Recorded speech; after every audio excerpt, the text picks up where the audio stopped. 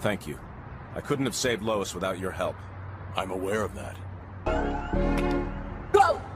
Go to the moon. Outside with my niggas, we doing the most. Grabs on the table, yeah, I been gone. At the base, and shorty, she tryna put it over. Keep steady, I told her I'm on. Why you tryna make me be the bad guy? Telling people that this shit with damn love. Superman 2025 reclaims the character's original immigrant allegory while directly addressing the modern ideological distortions surrounding him. It's not just a superhero movie, it's a cultural course correction. I've never been a huge Superman fan. His films were always too separated from his animated portrayals for me to fully connect with Superman. This 2025 Superman? I finally connected with Clark Kent on the big screen, and it's beautiful. Superman in this film is known to be an alien, and so he is treated like an illegal immigrant criminal by Lex Luthor and some government members. Varavia and Jarhinpur, the fictional nations, appear to represent a blend of influences: the Ukraine-Russia conflict, Taiwan-China tension, and the Israel-Palestine war. Varavia is publicly stating they want to invade Jarhinpur to free the citizens from an oppressive regime. Never shown on screen in any way, the citizens of Jarhinpur are protesting, requesting aid. When Baravian troops move to invade Jarhinpur, Superman arrives and stops them, causing an international incident as he is seen as American adjacent initially before being reclassified as an intergalactic alien. Immediately the film has Clark and Lois have complicated conversations regarding supporting Jarhinpur over the American ally Bravia.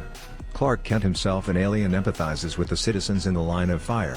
The fact that Clark Kent himself from a meta perspective is also supposed to be a stand-in for Jewish immigrants into America in the 1930s while addressing the Baravian-Israel analogy has in a lot of ways polarized American audiences. Those of us familiar with animated and Smallville portrayals of the character are used to more emphasis on his Kent family. 2010s movies have a tendency to kill them off to reinforce the Messiah-like figure identity for Superman. Superman 2025 never crosses the bridge of making him too symbolic in my eyes, as he always responds like a person and not an authority figure. The conversation ends with Clark walking out feeling that just letting those people die in that situation would be immoral and unconscionable.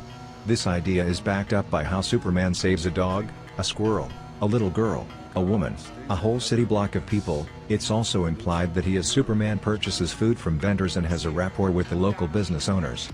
Historically extremist supremacist groups have attempted to co-opt Clark Kent as a blood-based affirmation myth, which when unpacked in the 2025 interpretation of the character, immediately falls apart as he was never intended in that way. In this film, this ethos is given to Lex Luthor, a man driven over a mixture of fear and lust for power. He says he set everything up to kill Superman, but from the evidence we are given by #1 supporting character Lex's ex-girlfriend Eve, on top of setting up a pocket universe to act as a prison dimension, Lex Luthor was going to become the king of Luthoria. Which, I gotta be honest, seems like you didn't need Superman involved at all to do that, Lex. The fault here for Lex Luthor, and by extension the extremist supremacist ideology, is the need for an enemy to be clearly othered. As all historical and fictional examples highlight, a group is biggest and most effective when it is both highly inclusive and highly beneficial in services or connections to its members. Mr. Terrific accurately represents the African American community's ingenuity and consistent co-optation by white America when needed but not always respected. Mr. Terrific assists Lois when she asks. Two marginalized groups decide working together is better for their overall goal. And Mr. Terrific lets us know that he himself has questions regarding what happened to Superman because he has secretly infected Superman with nanobots for GPS tracking for a considerable amount of time, and thus knows who he is and the relation Lois and Clark have. He admits that the GPS trackers would not transmit he moved into a point. It would change to show he was no longer moving, and thus they head to the portal to Lex's pocket universe. Now to be clear, Lex Luthor is the stand-in for extremist supremacist groups because he explicitly created and maintains a pocket universe he uses as a prison and research and development lab for unethical operations that would otherwise be illegal. He actively sells space in the prison section to governments for containing not only metahumans but explicitly stated political opponents, which is a key distinction for supremacist groups, and doesn't work for Krypton and Kryptonians because they aren't normally a colonial militaristic society at full scale. This film does flip this, creating the Jor-El dialogue explicitly calling for Superman to try to rule over society, but the movie explicitly stated that that portion of the message was corrupted and lost, and Superman only ever heard the first half of the message that explained where he was from and that he was sent to a planet to try and help those people as well, and continue his race, though not explicitly.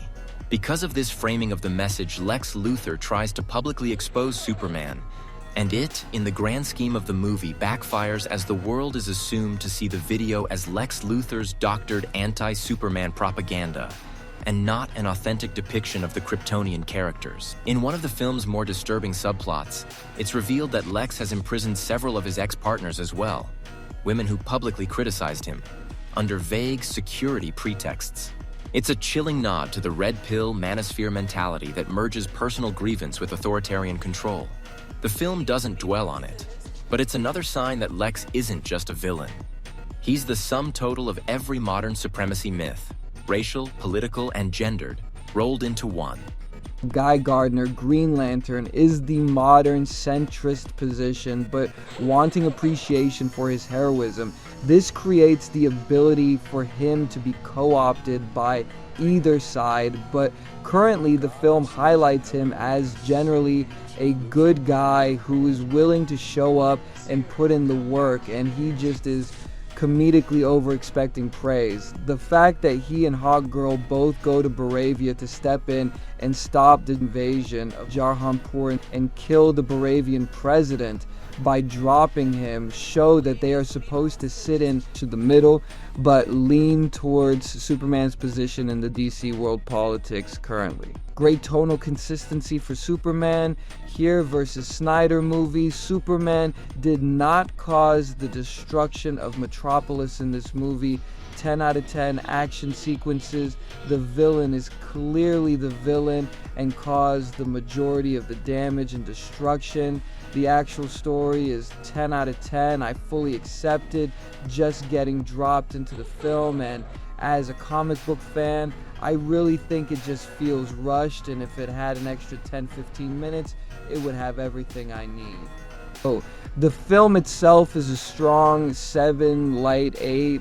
I feel that some deleted scenes and time compression probably make this film faster, but feel a little forced or rushed.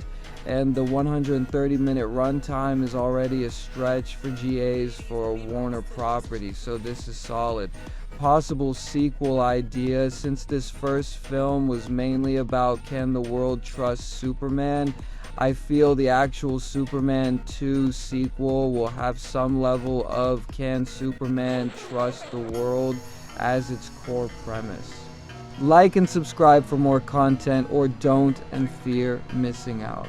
Thanks. Thank you. I couldn't have saved Lois without your help. I'm aware of that. Go to the moon. Outside with my niggas, we doing the most. Grabs on the table, yeah, I been gone. At the base, and shorty, she tryna put it over. Keep steady, I told her I'm on one. Why you tryna make me be the bad guy? Why? Telling people that bitch you a damn lie. How me an ex young nigga feeling paralyzed. When you don't go, can't stop, fuck a red light. Bruce Wayne, he was with me when Joker... Is he alright? Do you know? He's fine. Just fine. I throw 150 for the nails. I might